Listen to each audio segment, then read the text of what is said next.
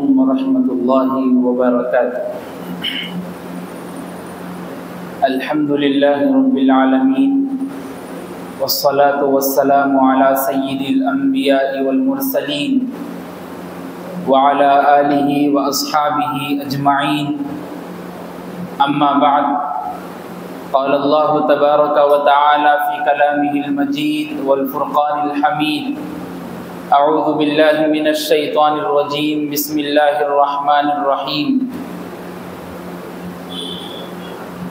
ان ابراہیم کان امۃ قانتا للہ حنیفا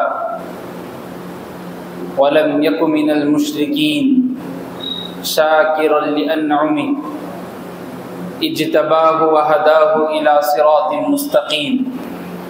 وقال فی موضع آخر وَلَقَدْ آتَيْنَا إِبْرَاهِيمَ رُشْدَهُ مِنْ قَبْلُ وَكُنَّا بِهِ عَالِمِينَ إِذْ قَالَ لِأَبِيهِ وَقَوْمِهِ مَا هَٰذِهِ التَّمَاثِيلُ الَّتِي أَنْتُمْ لَهَا عَاكِفُونَ۔ صدق اللہ العظیم۔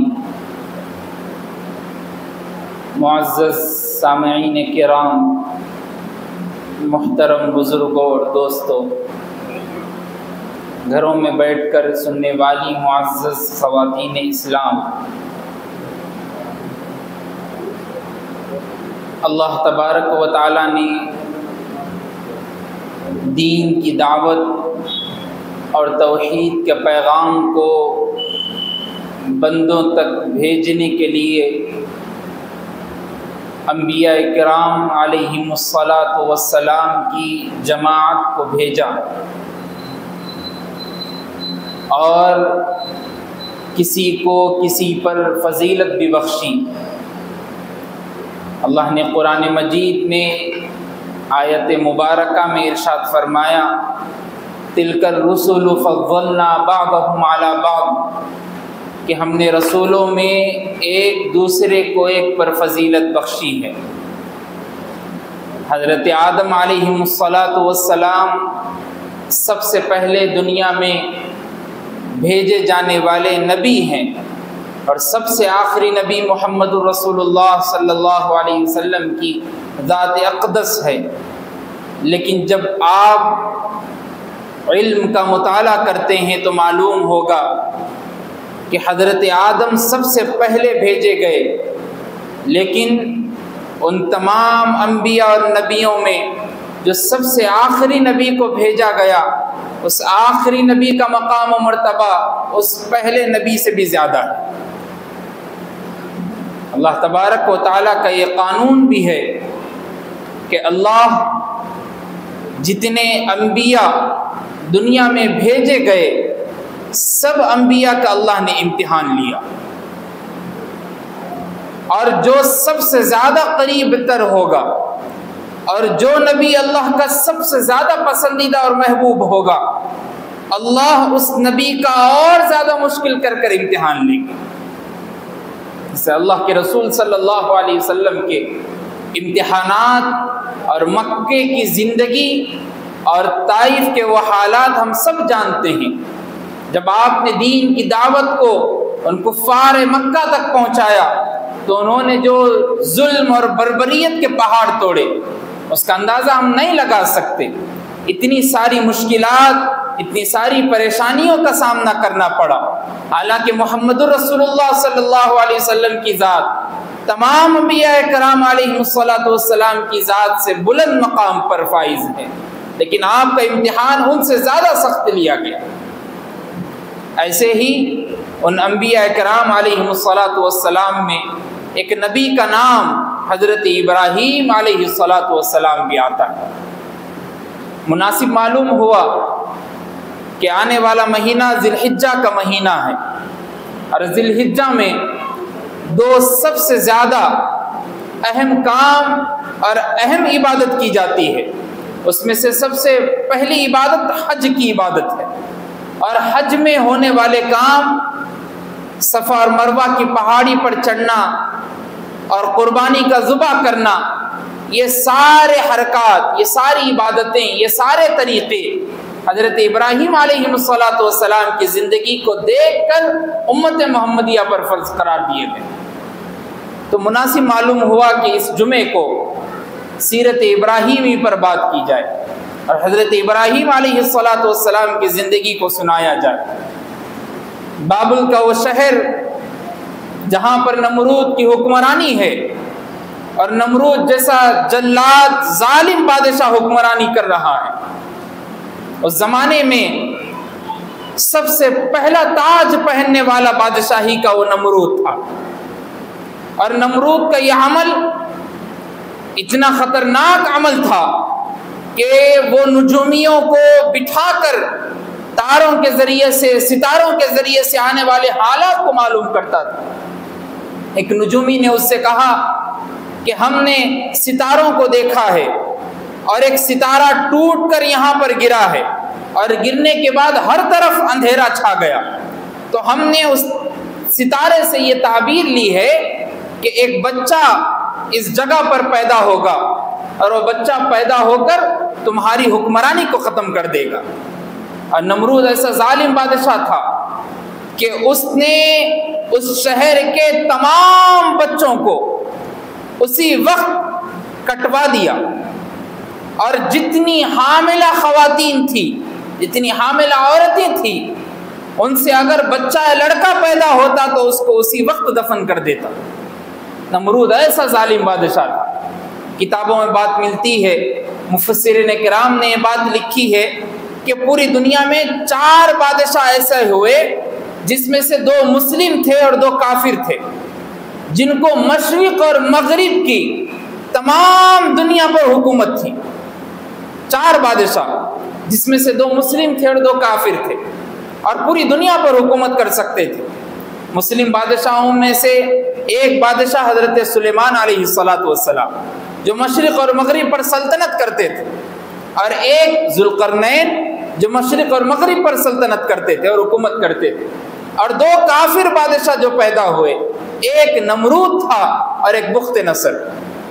یہ 2 بادشاہ جو کافر تھے اور پوری دنیا پر حکومت کرتے تھے، اور نمرود پوری دنیا پر حکومت کرتا تھا۔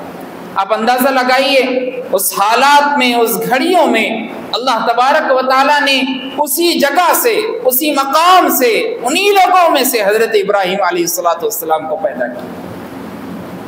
مجال کسی کہ اللہ جب نگرانی پر لے لیں تو کوئی نمرود کا ایک سپاہی اور وزیر جا کر حضرت ابراہیم کو مار دے اور حضرت ابراہیم کو دفن کر دے؟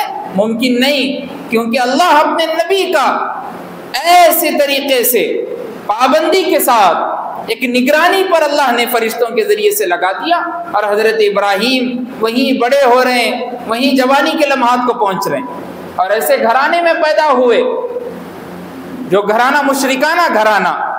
حضرت ابراہیم کے باپ آزر بت پرست تھا، اور بت پرست ہونے کے ساتھ ساتھ بت ساخت بھی تھا، بت فروش بھی تھا۔ ایک تو بت پرست ہوتا کہ بت کی پوجا کی جائے، ایک بت ساخت ہوتا کہ بتوں کو بنایا جائے، ایک بت فروش ہوتا کہ بت کو بنا کر بیچا جائے۔ 3 بھی کام آزر کیا کرتا تھا، اور پیدا ہو رہی ہے اولاد حضرت ابراہیم جیسے، اور پیدا ہوئے جب حالات بچپن سے بڑے ہونا شروع ہوئے تو باپ کی ان عادتوں کو دیکھتے تو بیزار ہو جاتے ہیں، اور باپ سے بار بار کہتے کہ ابا یہ تو آپ خود اپنے ہاتھوں سے مورتیوں کو بنا رہے ہیں، آپ خود اپنے ہاتھوں سے اصنام کو بنا رہے ہیں، یہ کیا ہماری مدد کریں گے آگے جا کر؟ یہ خود مدد کے لائق ہے، یہ خود محتاجی کے لائق ہے، یہ کسی اور کی دوسروں کی مدد کیسے کر سکیں گے؟ اور جب تھوڑے بڑے ہوئے، 12 سال 13 سال کی عمر کو پہنچے، تو سب سے پہلے اپنے باپ کو توحید کا پیغام دیا۔ اس سے معلوم بھی ہو رہا ہے کہ وہ بچہ جو علم سیکھتا ہے، رسول کریم صلی اللہ علیہ وسلم کی تعلیمات نبوت کو جانتا ہے، اس کو سب سے پہلے یہ جاننا ضروری ہے کہ اپنے گھر کے ماحول کو دیکھے۔ گھر کے اندر کے ماحول کیسے ہیں؟ کیا شرک میں مبتلا ہے، یا کسی اور جگہ پر جا کر کسی اور معبود سے مانگ رہا ہے، یا کسی اور کو معبود بنا لیا ہے؟ گھر کے حالات کو دیکھ کر پہلے گھر کو سدھارا جائے، بعد میں باہر والوں کے حالات کو جانا چاہے۔ حضرت ابراہیم نے سب سے پہلے اپنے باپ کو نصیحت کی اور کہا کہ ابا، یہ ساری چیزیں چھوڑ دیجئے، اس سے کچھ فائدہ ہونے والا نہیں ہے۔ اگر آپ انہی چیزوں میں لگے رہیں گے، یاد رکھیے اللہ کے ہاں جواب دینا ہوگا۔ مجھ کو اللہ نے یہ باتیں بتلائی ہے، اس لیے میں تم کو بتلاتا ہوں کہ اس کی پوجا اور اس کو بیچنا اور اس کو بنانا چھوڑ دیجئے۔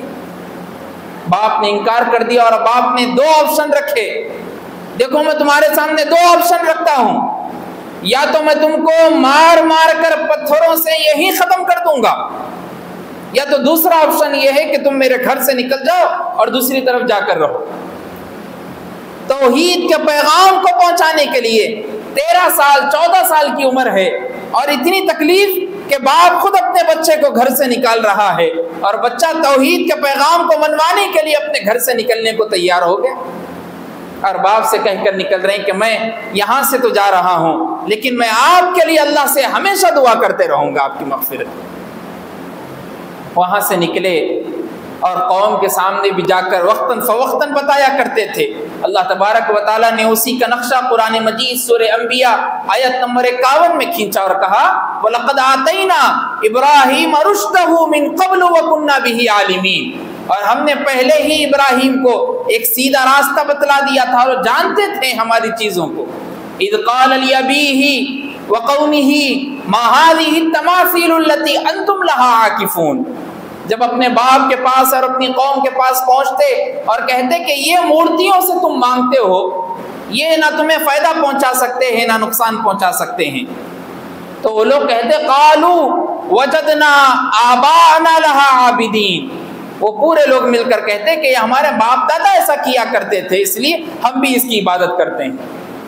کتنے ایسے لوگ امت محمدیہ پر ابھی پریزنٹ حالات میں معلوم ہوتے اور دکھائی دیتے ہیں، ان سے جب کسی مسئلے پر بات کی جائے اور پوچھا جائے کہ بھائی یہ تو نہ دین ہے نہ اسلام ہے، یہ تو برابر سراسر شرک ہے، تم کسی اور جگہ پر جا کر ماتھا ٹیک کر عبادت کرتے ہو اور سوائے غیر اللہ کے، تو کہنے پر مجبور ہو جاتے ہیں، جواب نہیں ہوتا کہ ہمارے باپ ہمارے کو ایسا سکھا کے گئے، ہمارے دادا ہمارے کو ایسا سکھا کے گئے۔ یاد رکھیے باپ کو بھی جہنم میں ڈالا جائے گا، دادا کو بھی جہنم میں ڈالا جائے گا، ساتھ میں آپ کو بھی ڈالا جائے گا۔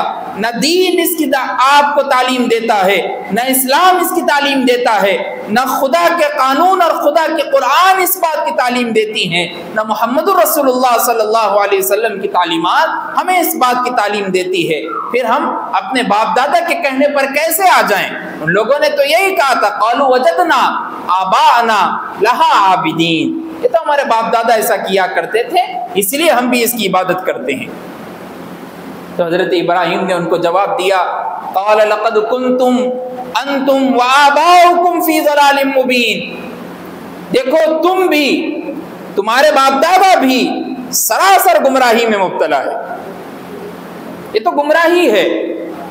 قالوا وجدنا آباءنا لها عابدین قال لقد کنتم انتم وآباؤکم فی ضلال مبین قالوا اجئتنا بالحق ام انت من اللاعبین، وہ لوگ کہنے لگے کیا تم کوئی سچ بات لے کر آئے ہو ہمارے پاس یا ایسا ہی ہمارے ساتھ کچھ کھیل جیسی بات کر رہے ہو؟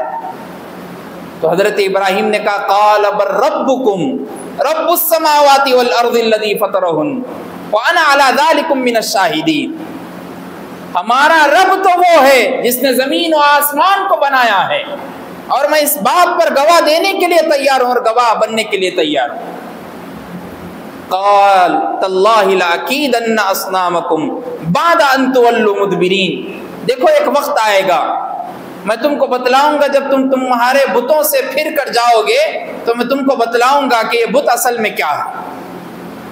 اصل اس کا پس منظر سورہ صافات میں بیان کیا گیا کہ ایک میلہ گاؤں میں لگتا تھا اور وہ میلے کو لگانے کے لیے کسی ایک بڑے بت خانے کی طرف وہ لوگ ایک گاؤں کو چھوڑ کر دوسرے گاؤں میں جایا کرتے تھے، اور جب جاتے تھے تو سب سے پہلے وہ لوگ اپنے اس گاؤں کے بتوں کے پاس آتے تھے اور آ کر کھانے پینے کی چیزیں ان کے پاس رکھتے تھے، سامنے چڑھاوا چڑھاتے تھے، اس کے بعد اس کے پاس ماتھے کو ٹیک کر واپس جایا کرتے تھے۔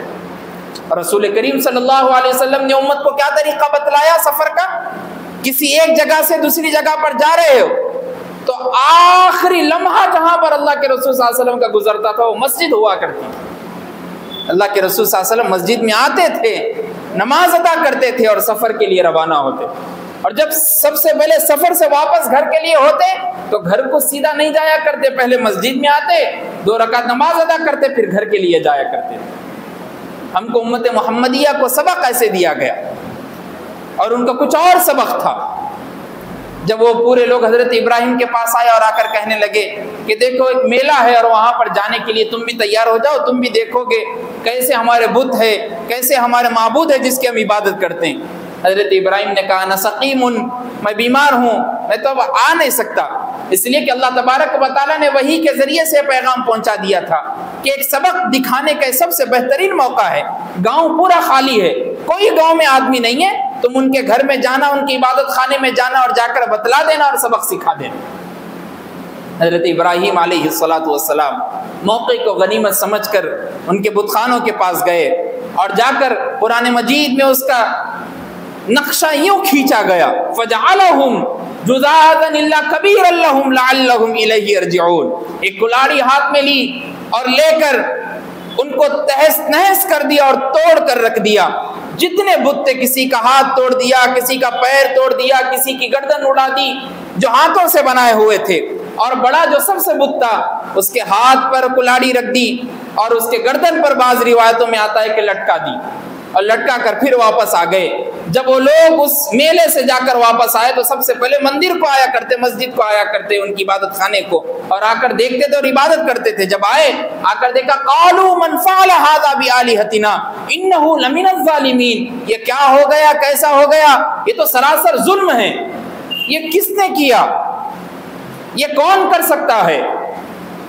تو بعض لوگوں نے کہا قالوا انت فعلت هذا بآلهتنا، ہم لوگ جانتے ہیں کہ ایک شخص ہے، قالوا سمعنا فتى يذكرهم يقال له ابراہیم، ہم نے سن رکھا ہے کہ ایک شخص، ایک نوجوان ہے جس کو ابراہیم کہا جاتا ہے، وہ ہمارے بتوں اور ہمارے معبودوں کے بارے میں برا بھلا کہتے رہتا ہے ہمیشہ، اسی کا ایک کام ہے، اور وہی تھا شخص، اور کوئی نہیں تھا، پورا گاؤں گیا ہوا تھا۔ بلایا گیا مجلس میں، حضرت ابراہیم علیہ السلام توحید کے پیغام کو لے کر، نمرود کی بادشاہت ہے، نمرود جیسا ظالم بادشاہ ہے، ہزاروں کا مجموعہ ہے، ایک شخص، ایک ہستی توحید کے پیغام کو لے کر پہنچتی ہے، اور جا کر ان لوگوں کے سامنے جب کھڑی ہوتی ہے، لوگ سوال کرتے ہیں انت فعلت هذا بآلهتنا یا ابراہیم، یہ کیوں کیا تم نے ابراہیم، بتائیے۔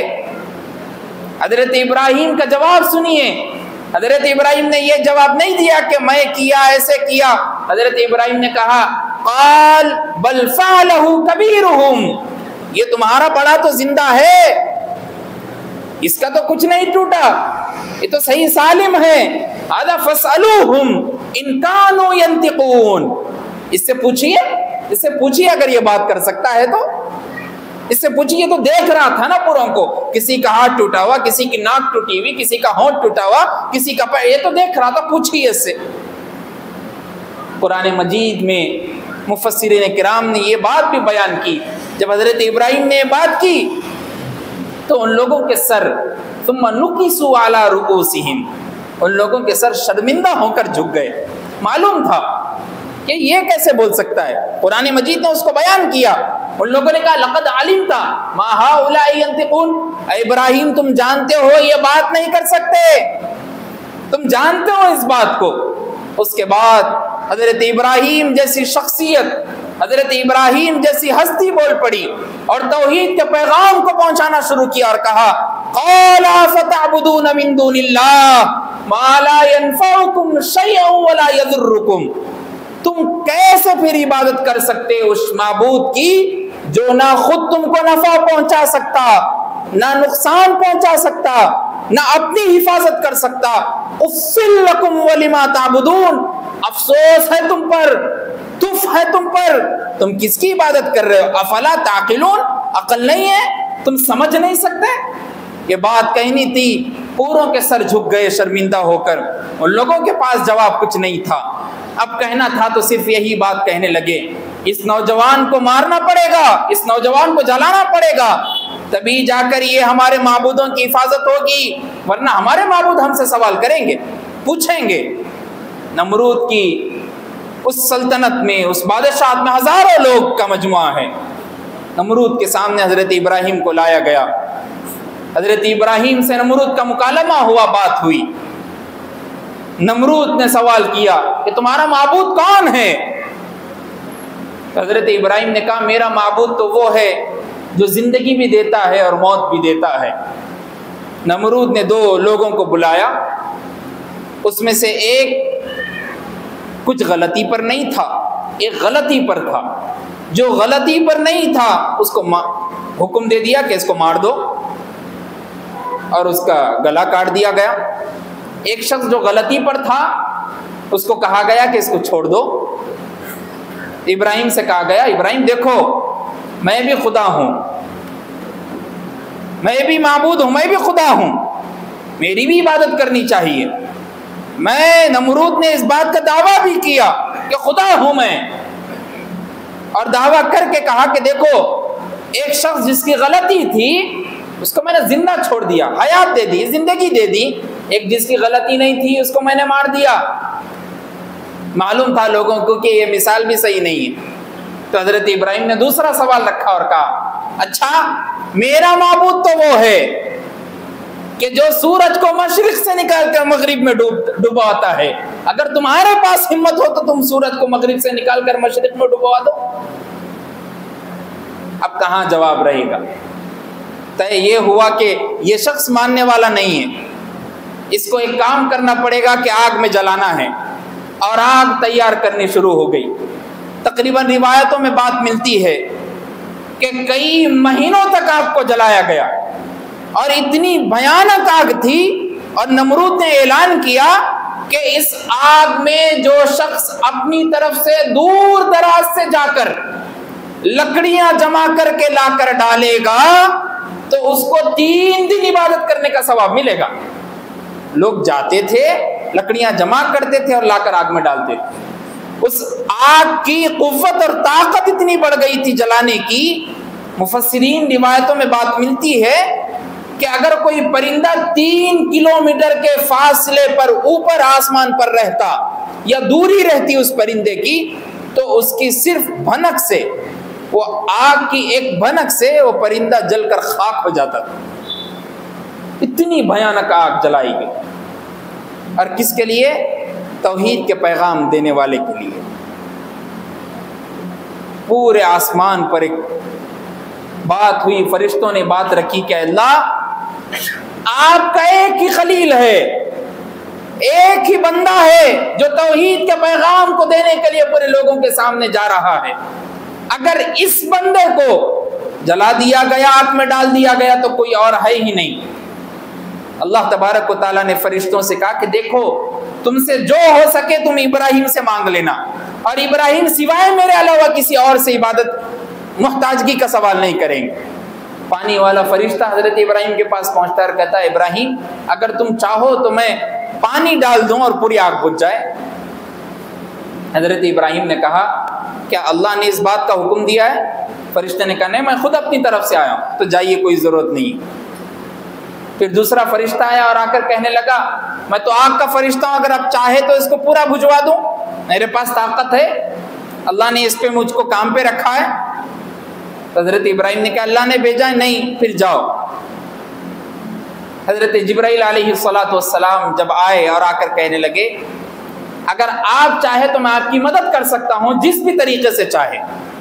تو حضرت ابراہیم نے جو جواب دیا وہ جواب یہ تھا کہ جب جلیل کی مرضی ہے تو پھر خلیل کی بھی مرضی ہے. جلیل جو چاہیں گے خلیل اس کو ایکسپٹ کرنے کے لیے تیار ہے. جلیل چاہتے ہیں کہ آگ میں کودے جائیں، خلیل تیار ہے آگ میں کودنے کے لیے. حضرت ابراہیم کو قریب بھی نہیں جا سکتے تھے لوگ. ایک تخت تیار کیا گیا، اس پہ حضرت ابراہیم کو ڈال دیا گیا. حضرت ابراہیم کو چند چیزوں کے ذریعے سے وہاں تک پہنچا کر آگ میں ڈالا گیا. اور جب آگ میں ڈالا جا رہا ہے اللہ نے حکم دے دیا آگ کو قلنا یا نار کونی بردا وسلاما علی ابراہیم، اے آگ تو ٹھنڈی ہو جا، اتنی بھی ٹھنڈی مت ہو جائے کہ سردی ہو جائے، اتنی ٹھنڈی ہو جا سلامتی والی بن جا. حضرت ابراہیم علیہ السلام 3 روایتیں ملتی ہے کہ اس آگ میں حضرت ابراہیم 4 دن رہے. کسی روایت میں بات ملی کہ 1 ہفتہ رہے، کسی روایت میں بات ملی کہ 15 دن رہے۔ اس حالت میں جب رہے، جب آپ کی عمر دراز ہو گئی، لمبی ہو گئی، تو ایک مرتبہ حضرت جبرائیل نے سوال کیا آپ کی زندگی کے سب سے سنہرے دن کون سے تھے؟ تو حضرت ابراہیم نے اسی آگ کے تذکرے کے بارے میں فرمایا کہ جتنے دن میں اس آگ میں رہا ہو میری زندگی کے سب سے بہترین دن، کیونکہ میں اللہ کی حفاظت میں ہوں اور اللہ نے سلامتی والی آگ بنائی۔ حضرت ابراہیم کا یہ امتحان سب سے مشکل امتحان۔ دوسرا امتحان بھی ایسا ہوا کہ ہم اس کے بارے میں بھی جانتے ہیں کہ حضرت جب لوگوں نے اس جلانے کے بعد دیکھا کہ ان کو تو کچھ ہوا نہیں، لوگ اس بستی سے نکال دیا، حضرت ابراہیم خود اپنے بھانجے حضرت لوط علیہ السلام کو لے کر نکلے اور فلسطین کے مقام پر پہنچے۔ وہاں پر حضرت حاجرہ بھی ساتھ تھی، حضرت حاجرہ، حضرت لوط اور خود حضرت ابراہیم لے کر جب چل پڑے تو وہاں پر ایک ظالم بادشاہ کے ساتھ جو واقعہ پیش آیا، اس کے بعد اس ظالم بادشاہ نے اپنی بیٹی حضرت سارہ، جو روایتوں میں بات ملتی ہے، آپ کے سپرد کر دی، اور وہاں سے آپ پھر مکہ اور حجاز کی طرف نکلے اور اللہ نے آپ کو حکم دیا۔ وہ واقعہ بھی ہم جانتے ہیں کہ معصوم بچے کو حضرت ابراہیم 90 سال کی عمر گزر چکی، بعض روایتوں میں بات ملتی ہے کہ آپ 95 سال کے اوپر گزر چکے، آپ کا اولاد نہیں تھی، خلیل اللہ ہے، اللہ کے سب سے پیارے ہیں۔ ہر یہودی، ہر نصرانی، ہر مذہب سے تعلق رکھنے والا بندہ جب تک ابراہیم کی ہسٹری اور ابراہیم کو نہیں مانے گا وہ اپنے دین کو مکمل کرنے والا نہیں۔ اس لیے یہودی کہتے تھے کہ حضرت ابراہیم یہودی ہے، نصرانی کہتے تھے کہ حضرت ابراہیم نصرانی ہیں۔ قرآن نے اس کا ثبوت پیش کیا اور کہا ما کان ابراہیم یہودیّا ولا نصرانیّا، نہ ابراہیم یہودی ہے نہ نصرانی ہے، پھر کیا ہے ولکن کان حنیفا مسلما، وہ تو ایک سچے اور بہترین مسلمان ہیں، وہ یہودی اور نصرانی نہیں ہے۔ اس لیے کہا گیا، اللہ کے رسول صلی اللہ علیہ وسلم نے کہا کہ میرے دادا حضرت ابراہیم ہیں جن کی اتباع میں مجھ کو یہ حکم ملا کہ ان کی طریقے پر چلنے کے لیے کہا گیا۔ اس لیے شاعر نے کہا تھا کہ آج بھی ہو جو ابراہیم سا ایماں پیدا، آج بھی ہو جو ابراہیم سا ایماں پیدا، آگ گر سکتی ہے انداز گلستاں پیدا۔ یہ آگ جس میں حضرت ابراہیم کو ڈالا گیا، یہ آگ کی بھی طاقت نہیں ہے کہ تم کو جلا سکے اگر تمہارے اندر ابراہیم جیسا ایمان پیدا ہو جائے۔ اس لیے شاعر نے کہا تھا فانوس بن کے جس کی حفاظت ہوا کرے، وہ شمع کیا بجھے جسے روشن خدا کرے۔ حضرت ابراہیم کی یہ ہستی، حضرت ابراہیم کی زندگی ہمارے لیے طرز عمل اور نمونہ ہیں۔ اس لیے کہا گیا کہ جب تک امت ملت ابراہیم پر زندگی نہیں گزارے گی جب تک پائے تکمیل تک پہنچ نہیں سکتی۔ ہمارے اندر یہ تڑپ ہو توحید کو لے کر، ہمارے اندر یہ جستجو ہو توحید کو لے کر، جہاں کہیں بھی شرک دیکھا جائے، جہاں کہیں بھی کفر دیکھا جائے، ان لوگ کے سامنے بیٹھا جائے، ان کو بٹھایا جائے، ان سے سوالات کیے جائے، ان سے پوچھا جائے بھائی اس پوری دنیا کو چلانے والے اللہ ہیں، اس پوری دنیا کے بادشاہ اللہ ہے، اس دنیا کا ایک پتا، ایک زمین کا ایک ذرہ، ایک ریت کا ایک دانہ بھی اللہ کا جب تک حکم نہیں ہوگا، اللہ کا کن نہیں ہوگا فیکن نہیں ہو سکتا۔ وہ اللہ ایک ہیں، اس کے علاوہ کوئی اور ہو ہی نہیں سکتے۔ ارباب متفرقون خیر ام اللہ الواحد القہار۔ اس دنیا میں اگر ایک سے زائد 2 معبود 3 معبود ہوتے تو یہ دنیا درہم برہم ہو جاتی۔ ایک معبود چاہتا کہ بارش ہو جائے، ایک معبود چاہتا کہ آج سورج نکلے، ایک معبود چاہتا کہ آج موسم ٹھنڈا ہو جائے، ایک معبود چاہتا کہ آج میرے بندے کو روزی ملے، ایک معبود چاہتا کہ میرے بندے کو روزی نہ ملے، ایک معبود چاہتا کہ میں بندے کو پریشان کر دوں، ایک معبود چاہتا کہ میں بندے کو خوش کر دوں، ایک معبود چاہتا کہ میں بندے کو اولاد دے دوں، ایک معبود چاہتا کہ میں بندے کو اولاد نہ دوں۔ اگر دنیا میں 3-4 معبود ہوتے تو یہ دنیا درہم برہم ہو جاتی۔ اسی لیے اللہ ایک ہیں۔ قل هو اللہ احد اللہ الصمد۔ ہمارا یہ پیغام آنے والی نسلوں تک زندہ رہنا چاہیے، جب تک یہ نسلیں برقرار رہے گی۔ آج مسلم کمیونٹی کا حال یہ ہے، مسلم معاشرے کا حال یہ ہے، کئی لاکھوں ہزاروں بچیاں ہزاروں بچے فرزندان توحید ہوتے ہوئے کسی اور کمیونٹی اور کسی اور مذہب کو ماننے کے لیے تیار ہو۔ مطلب یہی ہے کہ ان کے سامنے خدا کی توحید کو پہنچایا نہیں گیا، ان کے سامنے بتایا نہیں گیا، ان کے سامنے لا الہ الا اللہ کے مژدے کو سنایا نہیں گیا۔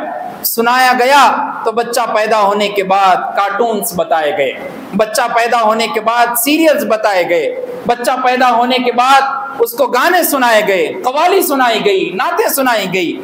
بتایا یہ نہیں گیا کہ توحید کیا ہے، بتایا یہ نہیں گیا کہ اللہ کے رسول صلی اللہ علیہ وسلم نے اس توحید کے پیغام کو پہنچانے کے لیے اپنے جسم کے ہر حصے پر پتھر کی برسات کھائی، اپنے ہر کان سے سننے والے مشرک کفار جو سامنے ٹھہر کر گالیاں دیا کرتے تھے اپنی کانوں سے اس کو سنا، حالانکہ آپ رحمت للعالمین تھے، سننا اسی لیے بھی پسند کیا کہ اللہ کی توحید کے پیغام کو پہنچانے کے لیے میں آیا ہوں، اس کے علاوہ میرا اور کام کچھ نہیں ہے۔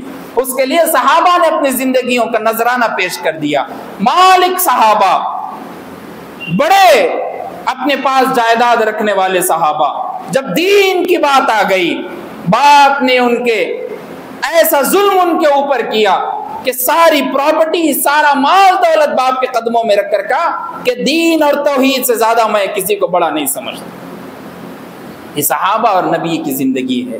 اس لیے معزز دوستو، بزرگوں، آپ سے ادباً گزارش یہی ہے کہ اپنے بچوں کو پڑھنے والے اسکولز میں، اپنے بچوں کو پڑھنے والے کالجز میں ان کو بتائیں جو بچے الگ الگ فتنوں کا، الگ الگ معاشرے کی طرف پھیلاؤ کر رہے ہیں۔ کئی جگہوں پر پرسوں کریم نگر کا ایک واقعہ حال ہی میں پیش آیا، سفر ہمارا ہوتے رہتا ہے الگ الگ موقع پر۔ ایک بات سامنے یہ آئی، ہمارے خود ساتھی نے اس کو اپنی آنکھوں سے دیکھا، باپ اپنی جوان بیٹی کو پیچھے گاڑی پر بٹھا کر کالج سے لا رہا ہے، اور بچی جب مندر کے قریب سے پہنچتی ہے تو دونوں ہاتھوں کو جوڑ کر نمستے کرتی اور آگے بڑھتی۔ ایک اور واقعہ تھوڑی دنوں پہلے تلنگانہ میں ہمارے سامنے پیش آیا۔ ہم ان بچوں سے ملاقات کرتے ہیں جو بچے چبوتروں پر راتوں میں بیٹھتے ہیں اور اپنے آپ کو بس دین سے دور بنا بیٹھے ہیں، ان بچوں سے ہماری ملاقات ہوتی رہتی ہے، چاہے کہیں بھی ہو، کرناٹک جانا ہوتا، کبھی تلنگانہ آندھرا جانا ہوتا، تو معلوم ہوا ایک بچہ اپنے باپ سے سوال کر رہا ہے کہ جب بچے کو باپ اسکول سے لا رہا تھا تو بچے نے اشارہ کیا کہ ابا اس گلی میں گاڑی کو لو، تو باپ بچے کی بات مان کر گلی میں جب گیا تو کرسچنز کا عبادت خانہ بنا ہوا ہے۔ بچہ نکلا، گاڑی پہ سے اترا، چھوٹا بچہ ہے معصوم سا 5-6 سال کا، کیا معلوم ہوگا اس کو۔ گاڑی سے جب اترا اور اتر کر گیا، جا کر جو سجدہ کیا اور سجدہ کر کے واپس آیا، باپ پریشان، حیران، اچنبھت ہو گیا کہ کیا ہوا۔ تو بیٹے سے پوچھا بیٹا یہ کیوں کیے، کون بتائے؟ تو بیٹا بولا کہ ابا روزانہ جو اسکول کی بس آپ میرے لیے رکھے، وہ اسکول کی بس والے میرے کو ڈرائیور یہاں بس پہلے لے کے آتے، وہ ڈرائیور خود اترتے، ہمارے کو بولتے کہ آپ لوگاں بھی آؤ، جو چیز مانگتے وہ یہاں پہ تمہارے کو مل جاتی۔ ہم اندر جاتے، جیسا ہی ہم جا کے بولتے کہ ہمارے کو کچھ بھی کھانے پینے کی چیز دے دو، تو وہاں سے 2-3 لوگ آتے اور وائٹ کپڑے پہن کے رہتے، ہمارے کو دے کے جاتے، تو ہمارے کو بہت خوشی ہوتی۔ آج الگ ہی ہے، آپ ہے اور میں مانگا جا کے تو کوئی دے رہی نہیں۔ بچوں کے حالات یہ ہے، ہم کس کے سپرد کر رہے ہیں، کس کے ہاتھ میں اپنی نسل کو دے رہے ہیں؟ خود حفاظت کیجئے، خود حفاظت کرنے والے بنیے۔ کئی بچے تو ایسے ہیں جو نوجوان ہونے کے بعد اپنے آپ کو محسوس یہ کر رہے ہیں کہ میں میل نہیں فیمیل ہوں۔ زمانہ اس طرف بڑا چلتا ہے، تو آپ سے ادباً گزارش ہے کہ آپ خود اپنے بچوں کی فکر کریں، توحید کے پیغام کو ان کے نس نس میں ڈالیں اور بتائیں کہ جب تک زندہ ہیں بلال کے وہ کلمے زبان پر زندہ رہنا چاہیے۔ میری پیٹھ گئی تو گئی، جلی تو جلی، مجھ کو کوڑے مارے جائیں تو جائیں، میری زبان سے سوائے احد کے علاوہ کچھ اور نکلے گا نہیں۔ یہ توحید کا پیغام بندوں تک پہنچانا ہے۔